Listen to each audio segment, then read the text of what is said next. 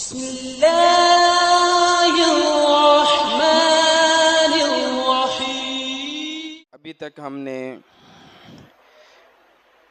مکی زندگی کے پہلے 10 سال مکمل کر لیے ہیں، جس میں پہلے 3 سال انفرادی دعوت کے تھے اور اگلے 7 سال اعلانیہ دعوت کے۔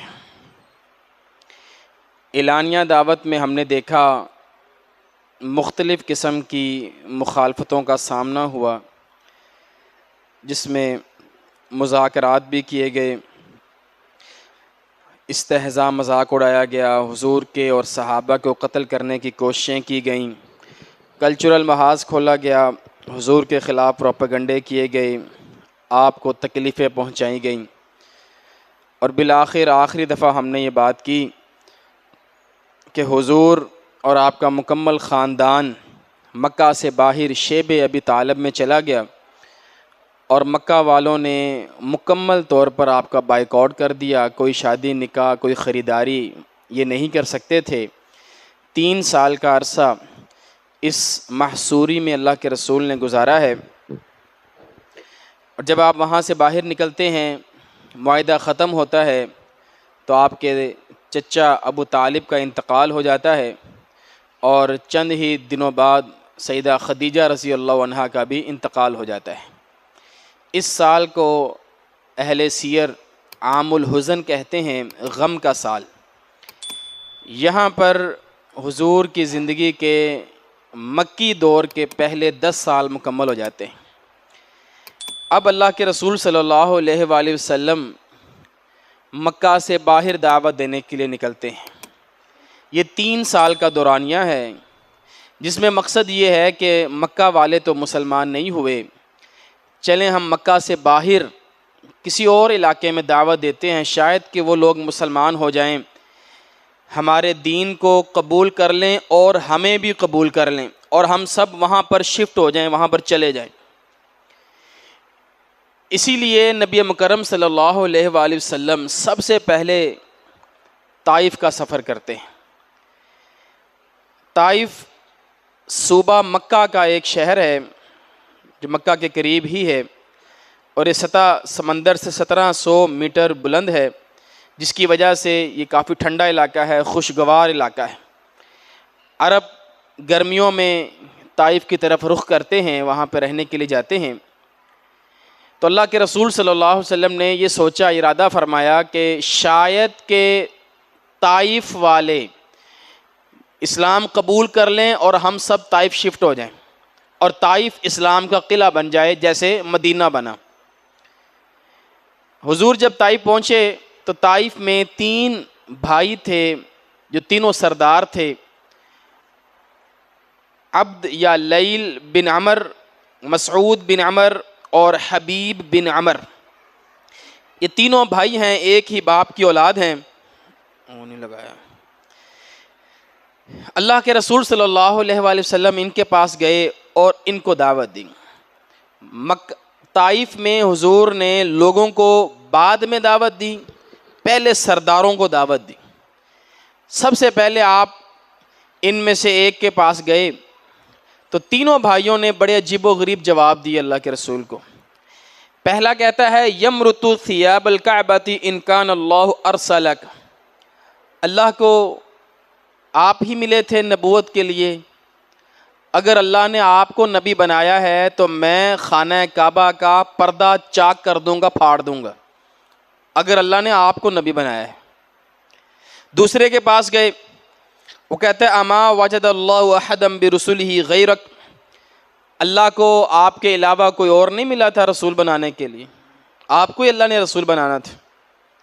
تیسرے کے پاس گئے، وہ کہتا ہے واللہ لا اکلمک ابدا، میں آپ سے بات نہیں کروں گا، نہ میں آپ کی بات سنوں گا۔ کیوں؟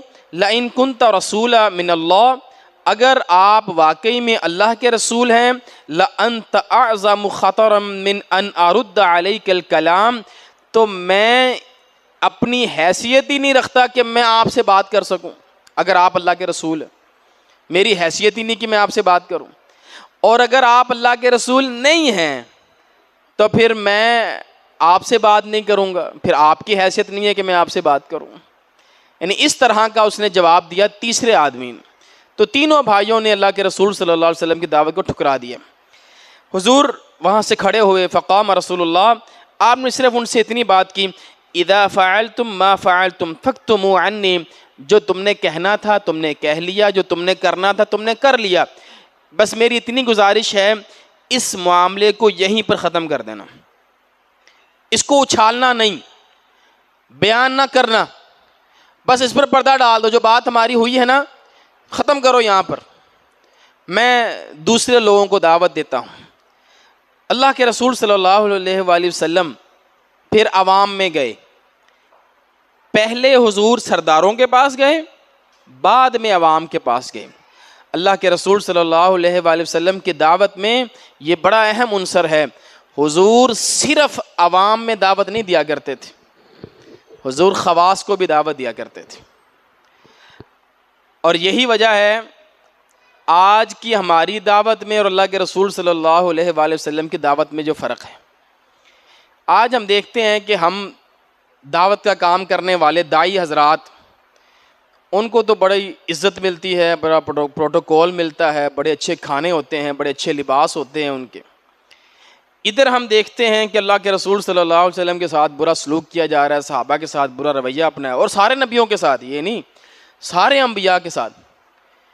اچھا توحید کی دعوت ہم بھی دیتے ہیں، توحید کی دعوت وہ بھی دیتے تھے، اطاعت کی بات ہم بھی کرتے ہیں، اطاعت کی بات وہ بھی کرتے تھے، ہمیں کھانے کو ملے بکرے اور بچوں کا جو گوشت.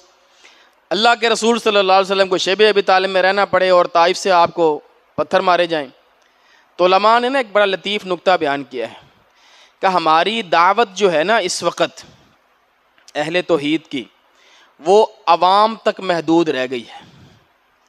ہم صرف عوام کو دعوت دیتے ہیں، ہم جلسہ کرائیں گے عوام کو بلا لیں گے، ہم جمعہ پڑھائیں گے عوام کو سنا دیں گے، توحید بیان کر دیں گے. ہم اہل حل و عقد تک اپنی دعوت نہیں پہنچاتے، بلکہ ان کو تو عقیدے کی خرابی کے باوجود ہم اپنے سٹیج پر بٹھا لیتے ہیں. دلیل کیا ہوتی ہے ہمارے پاس؟ یہ بڑے لوگ ہیں، یہ ایم این اے ہے، یہ ایم پی اے ہے، یہ وزیر صاحب ہیں. ان وزیروں کو ہم اپنی مسجدوں کے سٹیجوں پر بٹھا کر عزتیں دیتے ہیں. پھر ہماری مخالفت کس نے کرنی؟ مخالفت تو اس وزیر نے کرنی تھی نا جس کو ہم نے توحید کی دعوت دینی تھی، کہ یہ وزیر ہے اس کو دعوت دینی ہے، یہ ایم این اے ہے، یہ ایم پی، اگر یہ ٹھیک ہو گیا تو اس کے بعد والے، اس کے ماننے والے، اس کی رعایت وہ بھی ٹھیک ہو جائے گی. لیکن ہماری دعوت میں یہ بہت بڑی کمی ہے، ہم اشرافیہ طبقے کو دعوت نہیں دے رہے، نہ اس طرف ہمارا رجحان ہے. اور اگر کوئی دعوت دے بھی رہا ہے تو دعوت کیا ہے؟ میٹھی میٹھی، والدین کے حقوق، حقوق الناس، لوگوں کی خدمت کرنی چاہیے، سچ بولنا چاہیے، جھوٹ نہیں بولنا چاہیے، کسی پر ظلم نہیں کرنا چاہیے. آپ نے کبھی سنا ہے کبھی کوئی اہل علم خطیب آدمی آرمی کے کسی اسکول کالج میں گیا ہو اور وہاں اس نے توحید بیان کی ہو؟ کوئی کسی وکلاء کی کونسل میں گیا ہو اور وکیلوں کے سامنے اس نے توحید بیان کی ہو؟ کوئی کسی پولیس افسروں کے محکمے میں گیا ہے اور وہاں پر سارے پولیس والے بیٹھے ہیں اور وہاں اس نے توحید بیان کی ہو؟ جاتے ہیں، کرتے ہیں، لیکن آپ ساری گفتگو اٹھا کے دیکھ لیں، حضور کی سیرت بیان کر رہے ہوں گے، حضور کا رونا، حضور کا ہنسنا، بس یہ بیان کر کے وہاں سے ہم آ جاتے ہیں. اور وہاں سے ہمیں ہار بھی پہنائے جاتے ہیں اور وہاں پہ ہمیں شیلڈیں بھی دی جاتی ہیں، پروٹوکول ملتا ہے، جی وہاں فلاں عالم صاحب آئے تھے اور وہاں پہ بڑی پیاری گفتگو کر کے گئے. یہ بہت بڑا فرق ہے. میں نے آپ کو حضرت جعفر رضی اللہ تعالیٰ عنہ کی تقریر میں یہ بات بیان کی تھی، انہوں نے سب سے پہلے توحید کا بیان کیا تھا. ہماری سب سے پہلے اللہ کے رسول نے توحید ٹھیک کی ہے، عقیدہ ٹھیک کیا، اور لڑائی صرف توحید کی تھی. سچ بولنا، جھوٹ نہیں بولنا، حقوق نہیں کھانے، یہ تو میں نے آپ کو بتایا حلف الفضول. حضور کی عمر 20 سال تھی جب اللہ کے رسول نے مکہ والوں کے ساتھ بیٹھ کر یہ معاہدہ ہوا تھا، اور مکہ والوں نے یہ معاہدہ کیا تھا مشرکین نے کہ ظالم کا ساتھ نہیں دیں گے، مظلوم کا ساتھ دیں گے ہم. یہ تو سینس ان کو بھی تھا کہ بھائی ظالم کے ساتھ نہیں کھڑا ہونا, مظلوم کے ساتھ کھڑا ہونا. ہماری دعوت یہ نہیں ہے, یہ ساری چیزیں بعد میں ہیں. سب سے پہلے ہماری دعوت توحید کی دعوت ہے, اور وہ توحید جہاں عوام میں بیان ہوگی وہاں اشرافیہ میں بھی بیان ہوگی, وہاں تک بھی توحید کا پیغام پہنچایا جائے گا. یہ نبوی منہج دعوت ہے. چونکہ طائف کا قصہ تھا, میں نے آپ کے سامنے بیان کر دیا. حضور جب بازاروں میں نکلتے ہیں, طائف کا بازار ہے, عبد الرحمن بن خالد العنوانی صحابی رسول ہیں, اس وقت مسلمان نہیں تھے, طائف کے رہنے والے تھے.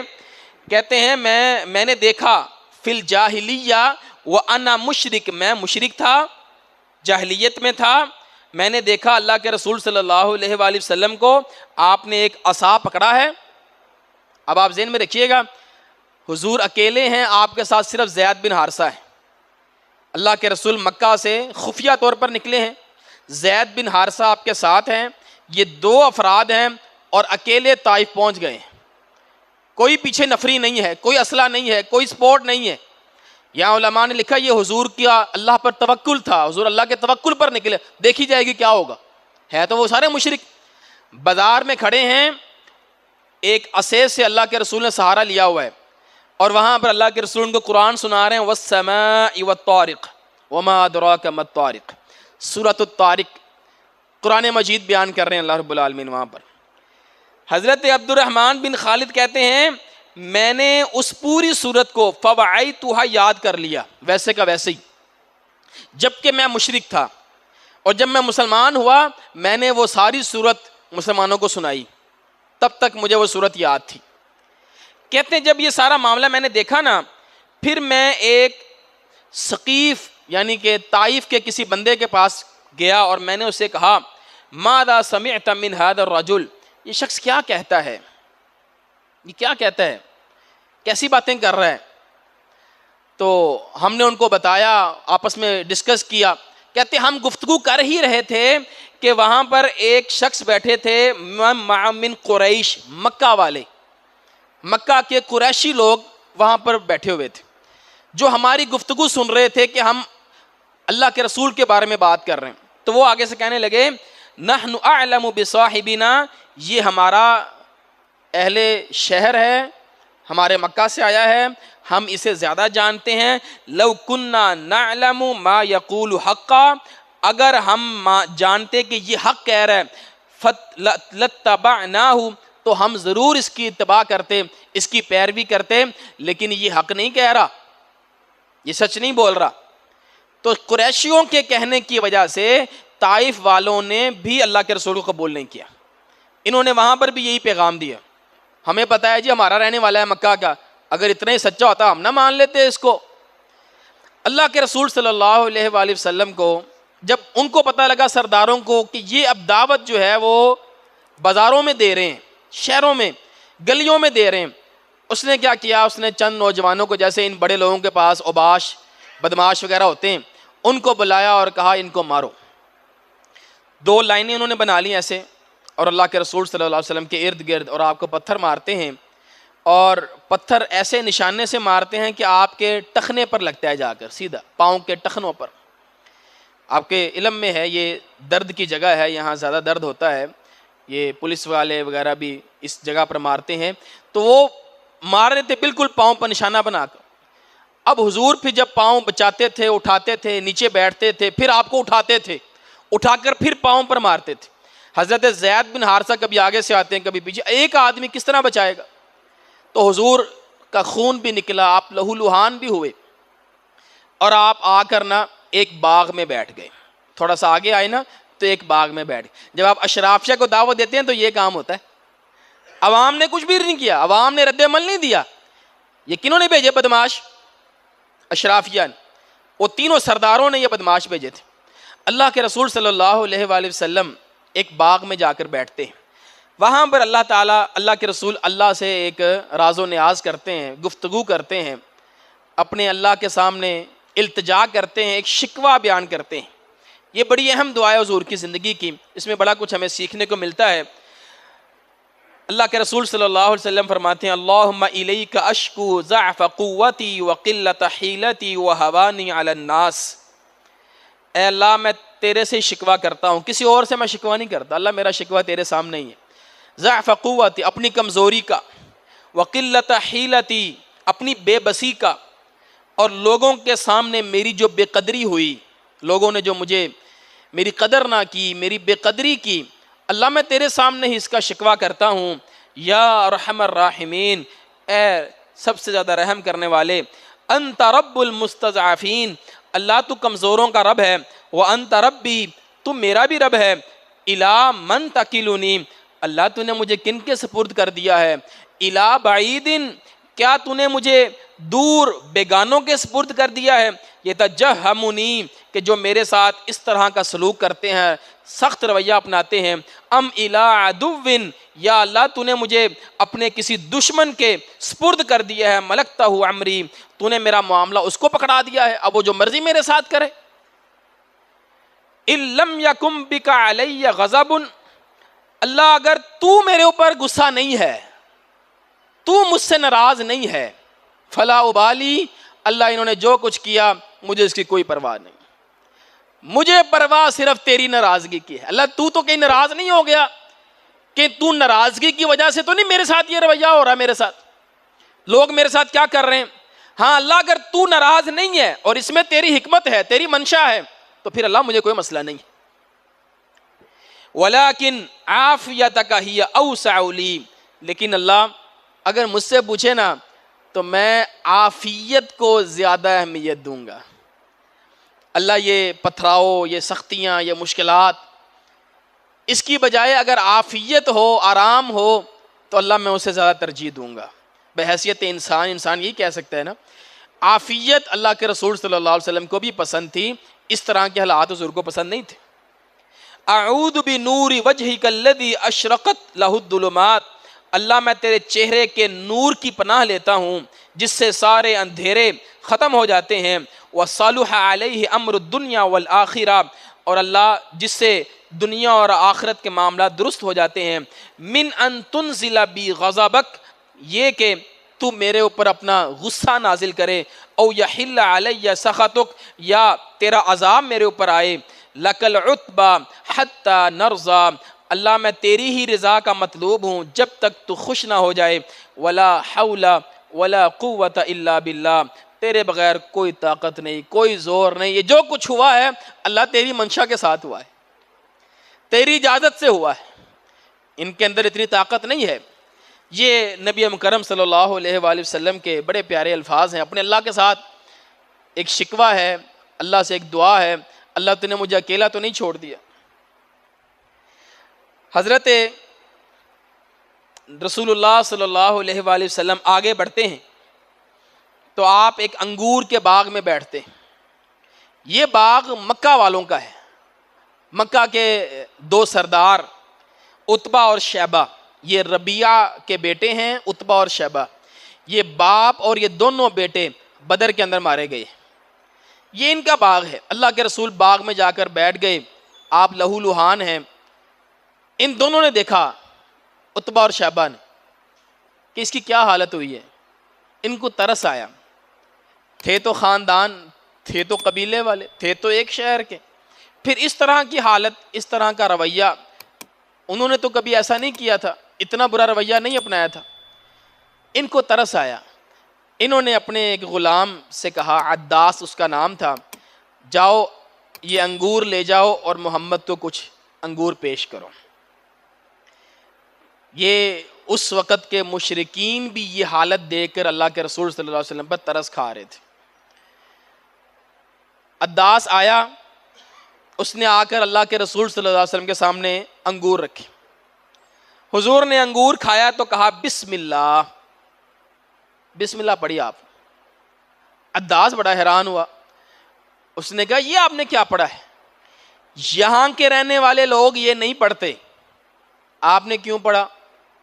تو حضور نے پوچھا یہ بتاؤ تم کہاں کے ہو، تم جو مجھ سے پوچھ رہے ہو تم بتاؤ تم کہاں کے ہو اور تمہارا دین کیا ہے؟ تو وہ آگے سے کہتا ہے نصرانی، میں عیسائی ہوں، وَأَنَا رَجُلٌ مِّنْ أَهْلِ نینوا، اور میں نینوا کا رہنے والا ہوں. یہ نینوا عراق کا علاقہ ہے، میں وہاں کا رہنے والا ہوں. یہ تو میں غلامی کی وجہ سے یہاں آیا بیٹھا ہوں میں نینوا کا. حضرت رسول اللہ صلی اللہ علیہ وسلم نے فوراً کہا من قریۃ الرجل الصالح یونس ابن متی، اچھا تم حضرت یونس علیہ السلام کے علاقے سے ہو. یونس علیہ السلام جن کا قرآن میں ذکر ہے مچھلی کے پیٹ میں چلے گئے تھے، ان کا علاقہ نینوا کا علاقہ تھا. حضور نے کہا نینوا تو یونس علیہ السلام کا علاقہ ہے، تم وہاں پہ رہتے. اس نے کہا آپ کو کیسے پتا وہ یونس علیہ السلام کا علاقہ ہے؟ یہاں تو کسی کو نہیں پتا یونس علیہ السلام کون ہے. تو اللہ کے رسول صلی اللہ علیہ وسلم نے فرمایا ذاک اخی، وہ میرے بھائی ہیں، کان نبیا وانا نبی، وہ بھی نبی تھے اور میں بھی نبی ہوں، اس لیے مجھے پتا ہے وہ یونس علیہ السلام ہے اور نینوا میں رہتے ہیں. تو یہ فَأَكَبَّ عَدَّاسٌ عَلَى رسول اللہ، یہ اللہ کے رسول کی طرف جھکا آیا، یقبل رأسہ، اس نے اللہ کے رسول کے سر کا بوسہ لیا، وَيَدَيْهِ، آپ کے دونوں ہاتھوں کا بوسہ لیا، وَقَدَمَيْهِ، اور آپ کے دونوں پاؤں کا بوسہ لیا. اور کہا جاتا ہے کہ یہ مسلمان ہو گیا. یہ جب واپس کیا نا تو عتبہ اور شیبہ نے، یہ دونوں دیکھ رہے ہیں سارا منظر کہ یہ کیا کر رہا ہے، یہ تو بوسے لے رہا ہے، لگتا ہے یہ بھی گیا ہاتھ سے. تو واپس آیا تو وہ کہنے لگے ویلک یا عداس، عداس تو برباد ہو جائے، تو نے کیا کیا؟ تو محمد کے بوسے لے رہا تھا صلی اللہ علیہ وسلم. وہ آگے سے کہتے ہیں یا سیدی، اے میرے سردار، اے میرے مالکو، ما فی الارض شیء خیر من ھذا، اللہ کی قسم اس دنیا میں اس محمد سے اچھی چیز کوئی نہیں ہے، اس سے بہتر اور خیر والی شے کوئی نہیں اس دنیا کے اندر. لقد اخبرنی بامر ما یعلمہ الا نبی، اس نے مجھے وہ خبر دی ہے جو صرف نبی دے سکتا ہے، کوئی اور نہیں دے سکتا. قالا لہ، وہ دونوں کہنے لگے ویحک یا عداس، اے عداس تیرے اوپر تجھے بربادی ہو، لا یصرفنک عن دینک، دیکھی تجھے وہ تیرے دین سے نہ پھیر دے. فإن دینک خیر من دینہ، تیرا دین اس کے دین سے بہتر ہے. یعنی مشرک ہیں خود دین ابراہیم پر ہیں اور عیسائیوں کو کہہ رہے ہیں کہ تمہارا دین زیادہ بہتر ہے محمد صلی اللہ علیہ وسلم کے دین سے. اللہ کے رسول باغ میں آ گئے. اب جب باغ میں آئے نا تو یہاں پر پھر فرشتوں کا نزول ہوتا ہے. یہ روایت حضرت عائشہ رضی اللہ تعالیٰ عنہ کی ہے صحیح بخاری میں، جس میں وہ الفاظ ہیں کہ حضرت عائشہ نے پوچھا اللہ کے رسول کو هل اتى عليك يوم كان اشد من يوم احد، حضور احد کے دن سے زیادہ بھی سخت کوئی دن آپ کی زندگی میں آیا؟ احد تو ہم نے دیکھا نا، امی عائشہ فرماتی میں نے دیکھا احد، آپ کا لہو گرتا ہوا ہم نے دیکھا، آپ کے چہرے کے اندر خود کی کڑیاں گھس گئیں. حضرت ابو عبیدہ بن جراح نے اس کو نکالنے کی کوشش کی، اپنے دانتوں سے ان کے دانت نکل گئے. حضرت فاطمہ رضی اللہ تعالی عنہا نے ایک چٹائی کو جلا کر اس کی راکھ اللہ کے رسول کے چہرے پر لگائی، خون بند کیا. کہتے ہیں یہ منظر تو ہم نے حضور دیکھا ہے، آپ احد کے دن کتنی تکلیف میں تھے، کیا اس سے بھی زیادہ کبھی تکلیف آئی؟ تو اللہ کے رسول نے فرمایا عائشہ وہ منظر تم نے نہیں دیکھا جب میں طائف گیا تھا. اب احد اور طائف میں کیا فرق ہے؟ احد میں بھی آپ کو زخمی ہوئے، آپ لہو لہان ہوئے، طائف میں بھی آپ زخمی ہوئے، لیکن ایک بنیادی فرق احد اور طائف میں یہ ہے، طائف میں حضور اکیلے تھے، تنہا تھے، اکیلا اکیلا ہی ہوتا ہے. احد میں آپ کے ساتھ 700 صحابہ کرام بھی تھے، اکیلے نہیں تھے آپ، تنہائی کا خوف نہیں تھا. ہاں یہ تھا کہ ہیں ساتھی تو ہیں نا پاس، لیکن طائف میں آپ ذرا تصور میں لے کر جائیں، آپ دیار شہر میں، غیر شہر میں، جہاں آپ کو ماننے والا کوئی نہیں، جاننے والا کوئی نہیں، اکیلے آپ، زید کتنا کی دفاع کر لے گا آپ کا؟ اور ان کی دشمنی زید سے نہیں ہے، نہ وہ زید کو مارتے ہیں، وہ حضور کو مارتے ہیں. تو یہ جو تنہائی والا عنصر ہے نا، یہ بڑا خطرناک ہوتا ہے کہ پتہ نہیں کیا بنے گا، اب میں تو اکیلا ہوں یہاں پر. اس لیے حضور نے فرمایا وہ والا جو دن ہے نا وہ زیادہ سخت تھا میرے لیے. طائف اپنی، احد اپنی جگہ پر. پھر اللہ کے رسول نے فرمایا کہ جب میں باغ میں بیٹھا نا تو میں نے دیکھا اب میرے سر کے اوپر ایک سایہ ہے، تو میں نے آسمان کی طرف دیکھا، فَإِذَا فِيهَا جِبْرَائِیل، تو وہ جبرائیل علیہ السلام تھے، اور مجھے کہنے لگے ان اللہ قد سمع قول قومک لک وما ردوا علیک، حضور اللہ تعالیٰ نے سن لیا ہے آپ کی یہ جو قوم ہے اس نے آپ کو کیا جواب دیا ہے اور آپ کو کیسے رد کیا، انہوں نے کیا رویہ انہوں نے اپنایا۔ اللہ نے سب کچھ دیکھ لیا ہے، اللہ نے سن لیا ہے۔ وَقَدْ بَعَثَ إِلَيْكَ مَلِكَ الْجِبَالِ، اور اللہ نے نا آپ کی طرف پہاڑوں کا فرشتہ بھیجا ہے تاکہ آپ جو اسے کہیں گے وہ کرے گا، جو آپ چاہیں۔ فَنَادَانِي مَلِكُ الْجِبَالِ، پہاڑوں کے فرشتے نے سلام کیا، کہا یا محمد صلی اللہ علیہ وسلم ذَلِكَ فِي مَا شِئْتَ إِن شِئْتَ، حضور جو آپ چاہیں گے، اگر آپ چاہیں، ان اطبق علیہم الاخشبین، میں دو پہاڑوں کے درمیان ان کو ختم کر دوں، پیس دوں، اگر آپ چاہیں۔ اب یہاں پر میں نے دو چیزوں پر بات کرنی ہے۔ پہلی چیز یہ فرشتہ اس وقت کیوں نہیں آیا جب پتھر پڑ رہے تھے؟ آنا تو اس کو اس وقت چاہیے تھا، بچانا تو اس وقت چاہیے تھا کہ جب وہ ظالم پتھراؤ کر رہے ہیں، فرشتہ اب آ رہا ہے جب سارا معاملہ ختم ہو گیا ہے، سب کچھ ختم ہو گیا۔ تب کیوں نہیں اللہ نے نصرت بھیجی، تعاون بھیجا؟ ان کے ہاتھ کیوں نہیں اللہ نے شل کر دیے؟ ان کو ختم کیوں نہیں کر دیا اللہ؟ ایک فرشتہ ہی کافی تھا، فرشتہ کیا ایک ہوا ہی کافی تھی، اللہ ان کو ختم کر دیتا۔ اللہ کے بڑے لشکر ہیں۔ آج آپ دیکھتے ہیں نا غزہ کی صورتحال، کہتے ہیں سامنے سمندر ہے، پیچھے اسرائیل ہے، خنزیر ہیں، کافر ہیں، ظالم ہیں، یہ قوم درمیان میں ہے اور اوپر سے دھوپ پڑ رہی ہے، پانی کی بھی قلت ہے، خوراک کی بھی۔ اللہ کو پانی کی قلت ہے کوئی؟ اللہ کو خوراک کی کھانے کی کوئی قلت ہے؟ اللہ چاہے گرمی ختم نہیں کر سکتا؟ ختم کر دے اللہ گرمی، موسم اچھا کر دے ان کے لیے۔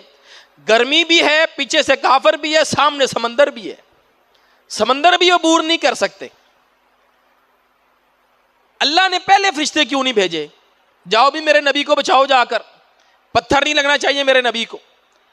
سارا معاملہ ہو گیا، حضور لہو لہان ہو گئے ہیں، اب فرشتے بھی آ گئے۔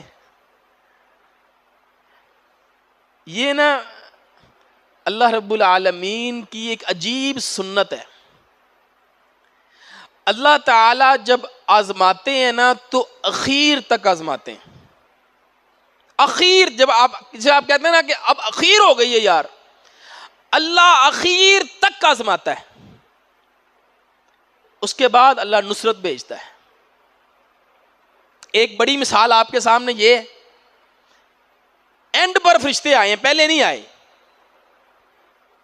ابراہیم علیہ السلام چھری چلانے کی کوشش کر رہے ہیں اسماعیل علیہ السلام کے گلے پر، آنکھیں بند کی ہیں، چھری چلائی ہے، چھری چلی ہے، ذبح ہوا ہے، اور جب آنکھ کھول کے دیکھی تو وہ مینڈا ہے، ساتھ میں اسماعیل علیہ السلام ساتھ کھڑے ہوئے ہیں۔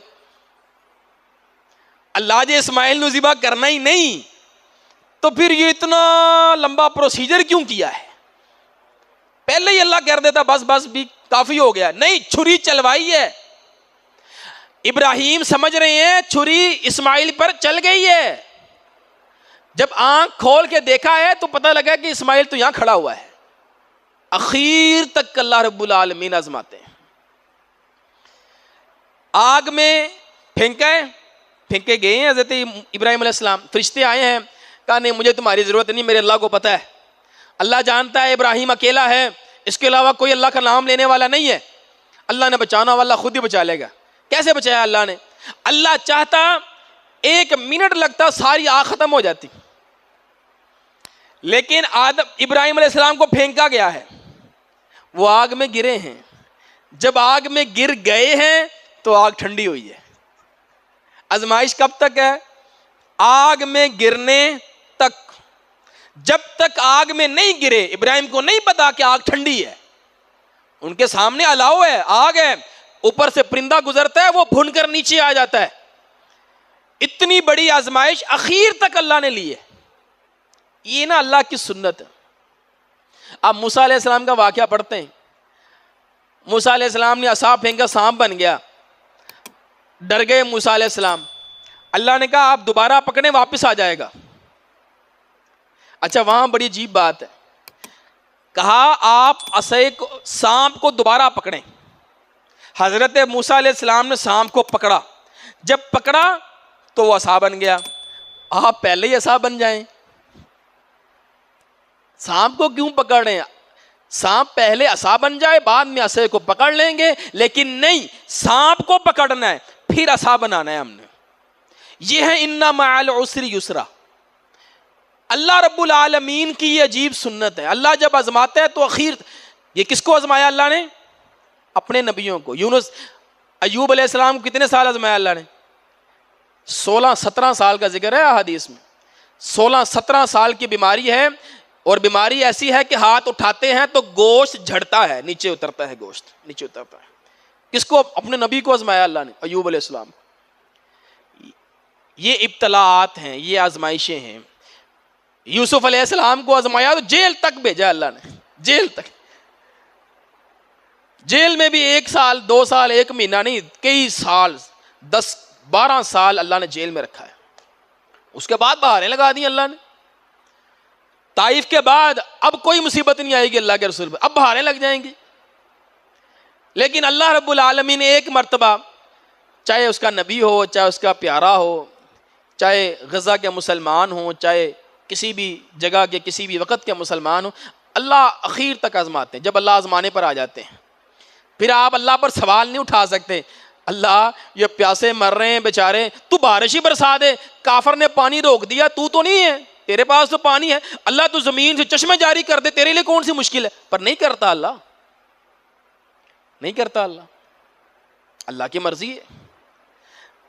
اس سب چیز کو بیان کرنے کے بعد نتیجہ کیا نکلا؟ نتیجہ یہ نکلا, اللہ ثابت کرنا چاہتے ہیں میں اللہ ہوں, اختیارات میرے پاس ہیں, طاقتیں میرے پاس ہیں, شفا میرے پاس ہے. اگر میں چاہوں میں ایوب کو 17 سال بیمار رکھوں, ایوب اپنے آپ کو آرام نہیں دے سکتا. میرا پیغمبر اپنے آپ کو پتھروں سے نہیں بچا سکتا. تم کہتے ہو مختار کل ہے, مشکل کشا ہے, حاجت روا ہے, ادھر پتھر پڑ رہے ہیں اس. اور اللہ رب العالمین اپنی کبریائی بیان کرتے ہیں کہ میں چاہوں تو میں بچا لوں, میں چاہوں تو میں نہ بچاؤں. سارے اختیارات اللہ رب العالمین کے پاس ہیں. اور یہاں سے ایک اور چیز ثابت ہوتی ہے, اللہ کی بے نیازی. بے نیاز پتہ کسے کہتے ہیں؟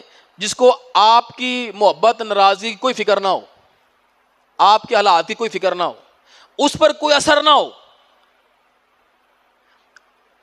حضور کو پتھر پڑتے ہوئے اللہ دیکھ رہا ہے نا, اللہ سن بھی رہا ہے, دیکھ بھی رہا ہے. اللہ کو فرق پڑا کوئی؟ اللہ سب سے زیادہ محبت کس سے کرتے ہیں؟ اپنے نبی سے کرتے ہیں. ان کو مارا جائے, اور مارنے والے کون ہیں؟ جو اللہ کے نفرت کرنے والے لوگ ہیں, جن سے اللہ نفرت کرتے ہیں. یہ ہے اللہ الصمد. اللہ بے نیاز ذات ہے, غنی ذات ہے. اللہ کے محبوب کو پتھر مارے جا رہے ہیں, اللہ کہہ رہا ہے میں غنی ہوں اس بات سے, میں جذباتی نہیں ہوں کہ مجھ سے برداشت نہ ہو سکے, صبر نہ آ سکے. میں بے نیاز ہوں اس بات سے. میرا ابراہیم آگ میں پھینکا جا رہا ہے, میں بے نیاز ہوں اس بات سے. میں اللہ ہوں, مجھے کسی کی محبت, کسی کی نفرت اور کسی کے اعمال سے کوئی فرق نہیں پڑتا. میں نے جب اپنا کام کرنا ہے میں نے کر لینا. یہ ہے اللہ رب العالمین کی ذات. اس سے ہمارا یقین مزید اللہ رب العالمین پر بڑھنا چاہیے کہ سارے کام, ہر چیز جو کچھ ہوتی ہے, ان اللہ علی کل شیء قدیر. بس حضور نے تو اپنے آپ کو ضعیف اور کمزور اللہ کے سامنے کیا, اللہ میں کمزور, میں تو کوئی مختار کل نہیں ہوں. اللہ میں تو اپنی مشکل نہیں حل کر سکتا, میں تو اپنی تکلیف دور نہیں کر سکتا, میں کسی کو کیا نفع نقصان دوں گا. دوسری چیز یہ جو آپ کے سامنے لفظ ہے نا اخشبین، دو پہاڑوں کے درمیان پیس کے رکھ دوں گا، یہ جو اخشبین ہے نا دو پہاڑ، اس سے مراد طائف کے پہاڑ نہیں ہے، اس سے مراد مکہ کے پہاڑ ہیں. یہ والا پنکھا بھی چلوا دیں ذرا یار. اس سے مراد مکہ کے دو پہاڑ ہیں، اور مراد مکہ والے ہیں کہ حضور اگر آپ چاہیں میں مکہ والوں کو دو پہاڑوں میں پیس دوں. ظلم کس نے کیا آپ کے اوپر؟ طائف والوں نے. اور پیسا کن کو جا رہا ہے؟ مکہ والوں کو. یہ کیا بات ہوئی بھی؟ عمومی طور پر یہی بیان ہوتا ہے نا طائف والوں کو ہم پیس کے رکھ دیں، اس سے مراد طائف والے نہیں ہیں. اخشبین کے پہاڑ مکہ میں ہیں، طائف میں نہیں ہیں. تو علماء نے یہ لکھا یہ جتنا طائف کا واقعہ ہوا ہے اس کا اصل ذمہ دار کون ہے؟ وہ تو مکہ والے ہی ہیں نا. پچھلے 10 سال سے حضور کو مختلف طریقوں سے اذیتیں دینے والے کہ حضور مجبور ہو کر مکہ سے نکلے اور طائف میں آئے، اور آپ کے ساتھ یہ رویہ اپنایا گیا. اگر مکہ والے ایسے نہ کرتے، اللہ کے رسول یہاں پر نہ، اصل جڑ، اصل مسئلہ وہ مکہ والوں کا ہے. ان کا بیچاروں کا کیا قصور ہے؟ یعنی قصور تو ہے، ان سے تو ابھی بات ہوئی ہے نا، پہلی ملاقات ہوئی ہے. ان کو 10 سال سے دعوت دی جا رہی ہے، معجزات دکھائے جا رہے ہیں، قرآن نازل ہو رہا ہے، وحی اتر رہی ہے، اور وہ ماننے کے لیے تیار نہیں ہے، دشمنی کر رہے ہیں. اے اللہ کے رسول آپ اشارہ کیجئے، مکہ والوں کو دو پہاڑیوں کے درمیان پیس دیتے ہم. حضور نے جب یہ بات سنی تو اللہ کے رسول نے فرمایا نہیں، بل ارجو ان یخرج اللہ من اصلابہم، نہیں مکہ والوں کو ختم نہیں کرنا، مجھے امید ہے اپنے اللہ سے، اللہ ان کی پشتوں سے، ان کی نسلوں میں ایسے لوگ پیدا کرے گا، من یعبد اللہ وحدہ لا یشرک بہ شیئا، جو صرف ایک اللہ کی عبادت کریں گے، اللہ کے ساتھ کسی کو شریک نہیں کریں گے. بات کیا ہے؟ کرنا کیا ہے؟ توحید. میں نے پہلے آپ کو ذکر کیا، یہ نہیں کہا کہ ان میں سے ایسے لوگ پیدا ہوں گے جو حقوق کا بڑا خیال کریں گے، خدمت خلق بہت کریں گے، لوگوں کے بڑے کام آئیں گے، بڑے سچے ہوں گے، امانت دار ہوں گے. کہا نہیں، یہ نہیں چاہیے. چاہیے کیا؟ توحید چاہیے ہمیں. اور انشاءاللہ ایک وقت آئے گا کہ مکہ والے، یہ ادھر اشارہ مکہ والوں کے بارے میں، مکہ والوں سے، ان کی اولادوں سے اللہ رب العالمین نبی مسلمانوں کو پیدا کرے گا. اور ایسا ہوا. بعد میں ہم نے دیکھا حضرت ابو سفیان خود مسلمان ہو گئے، ابو جہل کا بیٹا اکرمہ رضی اللہ تعالیٰ عنہ، امیہ کے بیٹے صفوان بن امیہ رضی اللہ تعالیٰ عنہ، کئی صحابہ مسلمان ہوئے. حضور طائف سے واپس آتے، یہ 1 مہینے کا حضور کا سفر ہے، کو 5-10 دن جانے میں لگے، کو 5-10 دن آنے میں لگے، کو 10-15 دن آپ نے وہاں گزارے، کو یہ 1 مہینے کا واقعہ ہے. حضور جب واپس آ رہے تھے نا تو یہ نصیبین یا نصیبین کا ایک علاقہ ہے، یہ والا عراق میں، وہاں سے مکہ مکرمہ، ادھر سے ایک جنوں کا قافلہ آ رہا تھا اس طرف مکہ کی طرف. حضور طائف سے واپس آ رہے تھے، جہاں آج کل مسجد جن ہے، اس جگہ پر اللہ کے رسول صلی اللہ علیہ وسلم نے فجر کی نماز پڑھی. فجر کی نماز میں آپ نے قرات کی. جب آپ قرات کر رہے تھے تو یہ جنوں کا قافلہ قبیلہ وہاں سے گزر رہا تھا، انہوں نے اللہ کے رسول کا قرآن سنا، اور قرآن سن کر وہ وہاں پر مسلمان ہو گئے، اور اللہ کے رسول صلی اللہ علیہ وسلم کے پاس آئے، آپ کی بیعت کی، مسلمان ہوئے، اور واپس جا کر اپنی قوم کو بھی دعوت دی. اس کا مکمل ذکر یہ سورہ احقاف میں آیت نمبر 29, 30, 31 اور 32 میں اللہ تعالیٰ نے بیان کیا ہے. یہ کیوں ہوا؟ یہ اس لیے کہ حضور اگر زمین کا راستہ بند ہے تو کوئی نہیں، آسمانوں کا تو کھلا ہے. اگر طائف والوں نے آپ کو نہیں مانا، ایک جنوں کی جماعت ہم آپ کے ہاتھ دے رہے ہیں، آپ کی غلامی میں دے رہے ہیں، یہ تو آپ کو مان گئے نا، مسلمان ہو گئے. یہ کچھ آپ یوں سمجھ لیں کچھ سہارا دیا اللہ تعالیٰ نے، اور بتایا کہ اگر وہ نہیں مانے تو جن تو مان گئے ہیں۔ اور ایک اور اشارہ ہے کہ حضور اگر دنیا کے راستے بند ہو جائیں، بظاہر کوئی چیز نظر نہ آئے، اللہ کے پاس بڑے دروازے ہیں، اللہ کہیں اور سے کوئی سبب بنا دیتا ہے۔ آپ طائف والوں کو دعوت دینے کے لیے گئے تھے، دیکھیں جنوں کی جماعت ہم نے آپ کے ہاتھ پر بیعت کروا دی۔ تو اگر ایک در بند ہوتا ہے تو کئی در کھل جاتے ہیں۔ اللہ تعالیٰ نے جنوں کی جماعت کو مسلمان کر دیا، اسلام قبول کروایا۔ اب حضور وہاں سے مکہ واپس آ رہے ہیں تو زید بن حارثہ کہتے ہیں اللہ کے رسول مکہ میں کیسے داخل ہوں گے، یہ تو مار دیں گے ہمیں، یہ تو پہلے ہمارے جان کے در پہ ہیں اور اب ہم باہر جا کر پھر واپس آ رہے ہیں مکہ میں، تو یہ تو ہمارے لیے بہت خطرہ ہے، کیسے مکہ میں داخل ہوں؟ تو اللہ کے رسول صلی اللہ علیہ وسلم نے فرمایا کہ نہیں اے زید، تم جو حالت دیکھ رہے ہو اللہ تعالیٰ اس کی کشادگی اور نجات کی کوئی راہ نکالے گا، اللہ یقیناً اپنے دین کی مدد کرے گا اور اپنے نبی کو غالب فرمائے گا۔ حضور جب مکہ کے قریب پہنچے نا تو اللہ کے رسول نے ایک شخص کو پیغام بھیجا، اخنس بن شریق، یہ ابو جہل کا دوست ہے، کافر ہے، مشرک ہے۔ آپ نے اس کو کہا کہ تم ہمیں پناہ دے دو، ہم مکہ میں داخل ہونا چاہتے ہیں، اگر ہم ویسے آئیں گے تو شاید مکہ والے ہمیں تکلیف پہنچائیں، قتل کریں، ماریں۔ اخنس بن شریق کہتا ہے کہ نہیں بھائی، میرے اندر اتنی طاقت نہیں ہے کہ میں آپ کو پناہ دے سکوں۔ حضور نے پیغام بھیجا سہیل بن عمر کے پاس، یہ بعد میں مسلمان ہو گئے، صحابی ہیں، اس وقت مشرک تھے، کہا آپ مجھے پناہ دے دیں، اس نے بھی معذرت کی، اس نے کہا ہم پناہ نہیں دے سکتے آپ کو۔ تیسرا آدمی مطعم بن عدی، اسی اللہ کے رسول نے پیغام بھیجا تو اس نے کہا ہاں ٹھیک ہے میں آپ کو پناہ دیتا ہوں۔ اس نے اپنے خاندان، اپنے بچوں کو بلایا اور بلا کر ان کو ہتھیار پکڑائے، اللہ کے رسول سے کہا آپ آئیں، حضور کو اپنے درمیان میں لیا اور ارد گرد خود اسلحہ لے کر کھڑے ہوئے اور مکہ میں داخل ہوئے۔ جب مکہ کے اندر داخل ہوئے تو اللہ کے رسول سیدھا حجر اسود کے پاس گئے، آپ نے حجر اسود کو چوما، 2 رکعت نماز پڑھی اور اپنے گھر لوٹ گئے۔ اور اس دوران مطعم کی اولاد جو ہے وہ اللہ کے رسول کا مکمل حصار کر کے کھڑی ہوئی تھی۔ ابو جہل آیا، اس نے کہا مطعم یہ بتا دو بس پناہ دی ہے یا اس کا دین قبول کیا ہے، بس اتنا بتا دو، پناہ دی ہے کہ دین قبول کیا ہے؟ مطعم کہتا ہے نہیں صرف پناہ دی ہے میں نے۔ ابو جہل کہتا ہے چلو پھر ٹھیک ہے، پھر گزارا ہو جائے گا، تیری پناہ کو ہم مان لیتے ہیں، ہم اسے کچھ نہیں کہتے، لیکن دین نہیں قبول کرنا، تیری پناہ کو مان۔ مطعم بن عدی کی پناہ میں اللہ کے رسول مکہ داخل ہوتے ہیں۔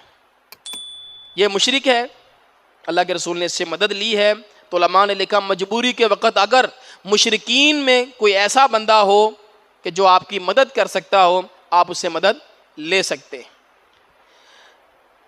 اللہ کے رسول صلی اللہ علیہ وسلم اس کو یاد کیا کرتے تھے، بدر کے موقع پر آپ نے اس کو یاد کیا اور آپ نے فرمایا لو کان المطعم بن عدی حیا، آج اگر مطعم بن عدی موجود ہوتا، ثم کلمنی فی ہؤلاء نتنا، اور یہ مجھ سے ان قیدیوں کے بارے میں کہتا تو میں لترکتہم لہ، میں اس کو اس کے کہنے پر ان قیدیوں کو بغیر عوض کے یعنی فری میں چھوڑ دیتا، اس کے کہنے پر میں ان کو چھوڑ دیتا۔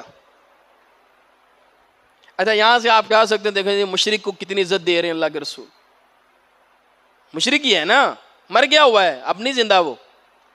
حضور کہہ رہے ہیں اگر زندہ ہوتا نا آج وہ کہہ دیتا میں اس کی بات پر ان کو آزاد کر دیتا۔ جہاں بھی ایک بات ذہن میں رکھیں، یہ جس طرح جتنی بھی دفعہ اللہ کے رسول نے اس طرح کی باتیں ذکر کی ہیں نا، اس سے مراد اللہ کے رسول صلی اللہ علیہ وسلم کی ان کے احسان کو اتارنا ہوتا ہے، ان کے احسان کو اتارنا ہوتا ہے کہ اس کا میرے اوپر ایک احسان ہے، میں دنیا میں اس کا احسان اتار دوں، یہ نہ ہو کہ میں اس کا احسان سر پہ لے کے چلا جاؤں۔ اس کی دلیل میں آپ کو دیتا ہوں، عبداللہ بن ابی فوت ہوا نا تو اس کا بیٹا آیا، وہ کہنے لگا کہ اللہ کے رسول اپنا کرتا دے دیں، اپنی قمیض دے دیں، میں نے اس قمیض میں اپنے باپ کو کفن دینا ہے۔ اللہ کے رسول نے قمیض دے دی، اس کو اپنا کرتا دیا آپ نے، جبکہ پتہ ہے منافق ہے، رئیس المنافقین ہے، اور حضرت عمر روک رہے ہیں نہ دیں آپ. بعد میں علماء نے یہ لکھا کہ کسی وقت میں پہلے عبداللہ بن ابی نے اللہ کے رسول کو یا آپ کے خاندان کے کسی شخص کو کوئی قمیض تحفے میں دی تھی. حضور نے کہا اندہ احسان تے لاؤ نا, اے منافق دا احسان تے لاؤ نا. احسان کا بدلہ احسان میں دے دینا ہے ہم نے. اس کی کوئی نیکی ہے, اس کا بدلہ دنیا میں ہی ہم نے اس کو دے دینا ہے, کیونکہ آخرت میں ہم دے ہی نہیں سکتے. اور نبی ایسا ہوتا نہیں ہے کہ لوگوں کے احسان لیتا رہے, لوگوں کے احسان نہیں لینے. اور اللہ کے رسول نے تو مسلمانوں کے بھی احسان اتار دیے. آپ نے فرمایا کسی کا میرے اوپر احسان نہیں ہے, جس نے بھی احسان کیے مجھ محمد نے سب کے احسان اتار دیے صلی اللہ علیہ وسلم, سوائے ابو بکر. اس کا مطلب یہ ہے مسلمانوں میں سے بھی کوئی شخص یہ نہیں کہہ سکتا کہ میرا اللہ کے رسول پر احسان ہے, صرف ابو بکر ہے, اس نے کبھی کہنا ہی نہیں. اللہ کے رسول نے جب کہا نا, ابو بکر نے کہا زور اونٹنی لیے میں نے آپ کے لیے رکھی, آپ نے فرمایا میں نے پیسے دینے ہیں, تو ابو بکر کہنے لگے زور آپ کے پیسے میرے پیسے, میری اونٹنی آپ کی اونٹنی, اس میں خریداری والی بات ہی کوئی نہیں ہے. تو ابو بکر نے تو کبھی کہنا ہی نہیں تھا.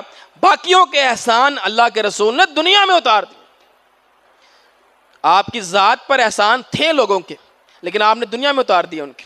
تو یہ اس میں یہ آپ ہمیں سمجھنا چاہیے کہ مشرک کا احسان اتارنا ہے. طائف سے جب آپ واپس آتے ہیں, میں نے آپ کو عرض کی تھی اللہ کے رسول صلی اللہ علیہ وسلم کہ یہ پے در پے جو مسائل آئے ہیں, شیب ابی طالب کے 3 سال, سیدہ خدیجہ کی وفات, ابو طالب کا انتقال اور یہ طائف کا واقعہ, یہ جب چیزیں اکٹھی ہو گئیں تو بحیثیت انسان اللہ کے رسول صلی اللہ علیہ وسلم کچھ مایوس ہوئے, کچھ کمزوری کا اظہار کیا. تو اللہ تعالیٰ نے پھر اپنے نبی کے حوصلوں کو بلند کرنے کے لیے, فریش کرنے کے لیے حضور کو معراج کروایا. یہ اصل سبب ہے معراج کا. یہ معراج ایک سیر ہے, یہ سفر نہیں ہے, یہ سیر ہے. یہ انشاءاللہ ہم دیکھیں گے, آپ کو محسوس ہوگا کہ یہ سیر ہو رہی ہے, یہ کوئی سفر نہیں ہے کہ جس سفر میں آپ کسی خاص مقصد کے لیے جاتے ہیں اور مقصد پورا کر کے واپس آ جاتے ہیں. سیر میں آپ کا کوئی مقصد نہیں ہوتا, صرف آپ انٹرٹینمنٹ کے لیے جاتے ہیں, اپنے آپ کو انجوائمنٹ کے لیے جاتے ہیں, کوئی مقصد نہیں ہوتا آپ کا. سفر تھوڑا بھی ہو تھکا دیتا ہے, سیر لمبی بھی ہو تھکاتی کوئی نہیں ہے. یہ معراج جو ہے نا, یہ سیر ہے اللہ کے رسول کی, اور یہ اس وقت اس لیے کروایا گیا تاکہ پیچھے جو کئی مسائل پے در پے آئے ہیں اللہ کے رسول کو کچھ حوصلہ ہو سکے. معجزات کے حوالے سے ہم بات کر لیتے ہیں. معجزہ عاجز سے بنا ہے. عاجز, ہم کہتے ہیں نا فلاں بندہ عاجز آ گیا اس کام سے. تو معجزے کا مطلب یہ ہوتا ہے کہ نبی سے ایسا کام ہونا جس سے باقی لوگ کرنے سے عاجز ہوں, دوسرے نہ کر سکتے ہوں. وہ معجزہ دوسروں کو عاجز کر دے. کوئی ہے جو یہ کام کر سکتا ہے؟ اسے کو سانپ بنا کر دکھائے کوئی نہیں کر سکتا. تو اسے کہتے ہیں معجزہ, جو دوسروں کو عاجز کر دے. خرق عادت ہونا, اگر نبی کے ہاتھ سے ہو, کرنے والی ذات اللہ کی, کرنے والی ذات. معجزہ جو ہوتا ہے فعال فاعل اللہ رب العالمین ہوتے ہیں, اور نبی کے ہاتھ پر ہوتا ہے. نبی کا اس کے اندر کوئی اختیار نہیں ہوتا, نبی کا کوئی کمال نہیں ہوتا, کمال سارا اللہ رب العالمین. اگر یہی کام کسی ولی سے ہو تو اسے ہم کرامت کہتے ہیں, اسے ہم کرامت. نبی سے ہو معجزہ, ولی سے ہو کرامت. ہم نبیوں کے معجزات کے بھی قائل ہیں ثابت ہو, اور ولیوں کے کرامات کے بھی قائل ہیں بشرطے کہ ثابت ہوں. معجزات میں نبیوں کے جو معجزے ہیں نا, اس میں ایک بڑا اہم نقطہ ہے, اس کو سمجھیے گا. جتنے بھی نبی آئے, جتنے ان کو معجزات ملے, آپ کو پتہ ہے معجزات الگ الگ رہے ہیں سب کے, سب کو ایک معجزہ نہیں دیا, سب کو الگ الگ معجزے ملے. یہ الگ الگ معجزے کیوں ہیں, ایک ہی کیوں نہیں ہے؟ اس کی وجہ یہ ہے کہ جس زمانے میں جس چیز کا چرچا ہوتا تھا, جس چیز کا رواج ہوتا تھا, جو چیز حیرت کا باعث ہوتی تھی, اسی چیز کا معجزہ اللہ اپنے نبی کو دیتا تھا. کہ اچھا تم اس چیز میں اپنے آپ کو بڑا ماہر سمجھتے ہو نا, یہ چیز یہ تمہاری مہارت ہے, تو آؤ دیکھو میرا نبی اس سے کئی درجے آگے ہے. جیسے حضرت داؤد علیہ السلام, جب داؤد علیہ السلام آئے ہیں تو کہا جاتا ہے کہ وہ لوہے کا دور تھا, آئرن ایج تھی, لوگ لوہا نیا نیا استعمال کرنا شروع ہوئے تھے اور لوہے سے چیزیں بناتے تھے. اللہ نے داؤد علیہ السلام کو جو معجزات دیے, ایک تو یہ یا جبال اوبی معہ والطیر, جب وہ تورات پڑھتے پہاڑ اور پرندے آپ کے ساتھ پڑھتے, اور دوسرا وَأَلَنَّا لَهُ الْحَدِيدِ, لوہا حضرت داؤد علیہ السلام کے لیے اتنا نرم تھا کہ لوگ بھٹی میں جلاتے ہیں اور داؤد علیہ السلام یوں ہاتھ سے پکڑ کر اس کو موڑ لیتے ہیں. لین, نرم لوہے کو حضرت داؤد علیہ السلام کے لیے اللہ نرم, کیونکہ رواج اور دور کس کا ہے؟ لوہے کا دور ہے. موسیٰ علیہ السلام آتے ہیں مصر میں, تو مصر میں جادو کا بڑا چرچا ہے, ہر طرف جادوگر جادوگر. اللہ رب العالمین نے موسیٰ علیہ السلام کو جو معجزہ دیا وہ جادوئی معجزہ تھا. اس لیے جیسے ہی فرعون نے دیکھا, کیا کہا؟ او یہ تو جادوگر ہے, اسے کو سانپ بنا دینا یہ تو جادوگروں کو کام ہے. اچھا وہ جادوگر جب آئے انہوں نے کیا کیا تھا؟ رسیاں پھینکی, کیا بنے؟ سانپ بنے. وہی معجزہ ہے نا, ملتا جلتا. اب جب جادوگروں نے موسیٰ علیہ السلام کا معجزہ دیکھا تو سارے مسلمان ہو گئے, کہنے لگے او جادو تو وہ ہے جو ہم نے کیا, جو یہ کر رہا ہے وہ جادو نہیں, وہ معجزہ ہے, عاجز کر دینے والا, ہم نہیں یہ کر سکتے, اور یہ کوئی عام بندہ نہیں ہے, نبی ہے. فوراً ایمان لے آئے. تو ان کو دیا جادوئی معجزہ. یوسف علیہ السلام مصر میں جب آئے, حالانکہ وہ بھی مصر ہی ہے, موسیٰ علیہ السلام بھی مصر میں ہی آئے ہیں, لیکن یوسف علیہ السلام کے زمانے میں حسن کا بڑا چرچا ہے. لوگ حسن کی باتیں کرتے ہیں, ایک دوسرے کے حسن پر فخر کیا جاتا ہے. اللہ نے کہا آؤ پھر حسن دیکھنا ہے تے یوسف کا حسن دیکھو. پھر صرف ایک عزیز مصر کی بیوی نہیں, سارے شہر کی اشرافیہ کی بیویاں آئی ہیں اور یوسف علیہ السلام کے سامنے اپنے آپ کو پیش کیا ہے, اور بعد میں کہتی ہیں حاشا للہ, ہائے اللہ, ما ھذا بشرا, یہ تو کوئی بشر انسان لگتا ہی نہیں ہے, ان ھذا الا ملک کریم, یہ تو کوئی فرشتہ لگتا ہے بھی خوبصورت اور اس کے اندر طلب بھی نہیں ہے, تو یہ تو کوئی فرشتہ ہی لگتا ہے. تو حسن کا چرچا تھا, جیسے آج کل ہوتا ہے جی مس ورلڈ اور مس پاکستان اور مس ایشیا اور فلاں فلاں مسٹر ورلڈ. تو اللہ نے یوسف علیہ السلام, حضور جب واپس آئے معراج سے, آپ نے سارے نبیوں کے کچھ نہ کچھ اوصاف بیان کیے. یوسف علیہ السلام کا کیا وصف بیان کیا؟ کہ میں نے یوسف کو دیکھا, مجھے ایسے لگتا ہے اللہ نے آدھا حسن یوسف کو دے دیا, آدھا حسن اللہ نے یوسف کو دے دیا. حضور اتنا متاثر ہوئے حضرت یوسف علیہ السلام کے حسن سے, تو انہوں نے تو خود متاثر ہونا تھا. عیسیٰ علیہ السلام جب آئے نا, تو آپ تاریخ اٹھا کر دیکھیں, یونان کا, گریس کا, یہ بڑی ترقی پر تھے, اور یونانی طب بڑی ترقی پر تھی. اس کا چرچا تھا پوری دنیا میں. یونانی طب ترقیاں کر رہی تھی, لیکن نہ ان کے پاس 3 چیزوں کا علاج نہیں تھا, 3 بیماریوں کا علاج نہیں تھا ان کے پاس. ایک نابینا, اس کی بینائی واپس آ جائے, جو پیدائشی نابینا ہو. دوسرا کوڑ کی بیماری, جسم کی جلد کی بیماری, اس کا علاج نہیں. اور تیسرا موت کا کوئی علاج نہیں. اللہ نے یہ تینوں معجزے عیسیٰ علیہ السلام کو دے کر بھیجا. یہ کیا کرتے ہیں؟ وَأُبْرِئُ الْأَكْمَحَ وَالْأَبْرَصَ وَأُحْيِي الْمَوْتَى بِإِذْنِ اللَّهِ. کوڑی کو ہاتھ لگاتے ہیں وہ ٹھیک ہو جاتا ہے, نابینے کو ہاتھ لگاتے ہیں وہ ٹھیک ہو جاتا ہے, مردے کو کہتے ہیں اٹھ بھی کھڑا ہو, مردہ اٹھ جاتا ہے. اللہ کہتے ہیں لے لاؤ یونانی طب اپنی اور عیسیٰ سے مقابلہ کرو. آپ دیکھیں سب کے معجزات الگ الگ ہیں. عیسیٰ علیہ السلام کا بالکل ہی الگ ہے معجزہ. طب کے میدان میں معجزہ دیا اللہ تعالیٰ نے, ان کو عاجز کر دیا سب کو انہوں نے. اب باری آئی نبی مکرم صلی اللہ علیہ وآلہ وسلم کی. حضور کے 2 بڑے معجزے ہیں. اچھا ایک اور اصولی بحث معجزے کے حوالے سے سن لیں, ہمارے پاس 5 منٹ رہ گئے. معجزہ جو ہوتا ہے نا وہ نبی تک رہتا ہے, نبی کے بعد ختم ہو جاتا ہے. ایسے ہی ہے نا, آج نہ موسیٰ علیہ السلام کا عصا ہے, نہ مردے اٹھائے جا رہے ہیں, نہ لوہا نرم ہے. وہ جو معجزہ تھے وہ نبیوں تک تھے, نبیوں کے بعد ختم ہو گئے. ایک معجزہ ایسا ہے جو نبی مکرم صلی اللہ علیہ وآلہ وسلم کو دیا گیا اور وہ ختم نہیں ہونا, قیامت تک باقی رہنا ہے. کون سا ہے؟ اللہ کا قرآن. یہ قرآن معجزہ ہے. پہلے کسی نبی کو ایسا معجزہ نہیں دیا گیا کہ جو قیامت تک باقی رہے. اب اللہ کے رسول کو اللہ نے کیا دیا؟ قرآن. حضور کے زمانے میں چرچا تھا عربی زبان کا, شاعری کا, خطابت کا. لوگ اشعار بیان کرتے ہیں, خطابت کرتے ہیں اور اپنے اشعار بیت اللہ کے ساتھ نسب کرتے ہیں, لوگ آ کر پڑھتے ہیں. شاعروں کا بڑا رواج ہے.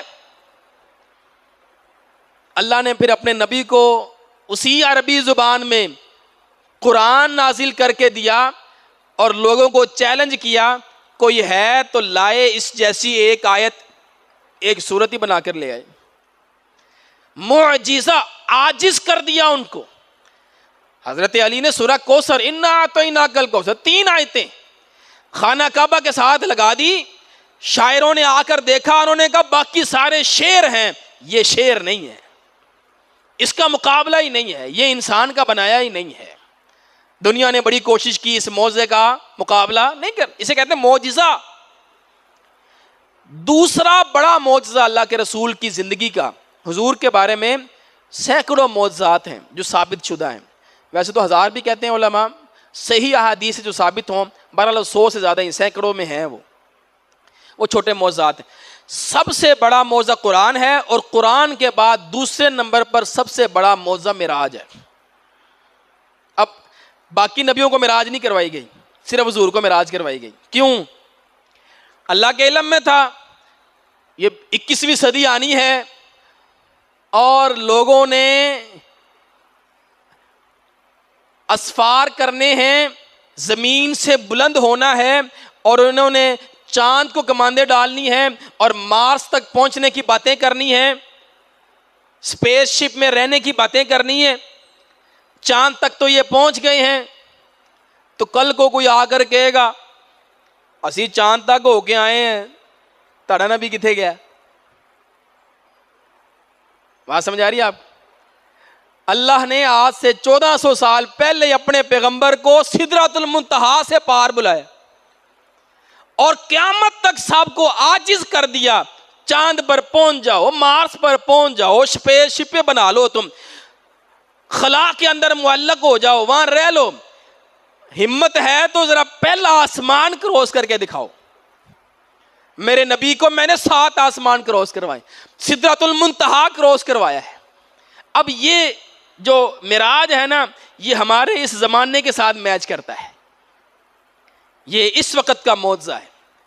جہاں مرضی دنیا پہنچ جائے, معراج کو نہیں پہنچ سکتی. آپ براق کو دیکھیں گے, حضور کی سواری ایک قدم ادھر ہے, اگلا قدم اس کا حد نگاہ پر ہے. چند سیکنڈوں کے اندر مکہ سے آپ کو بیت المقدس لے کر گیا ہے براق.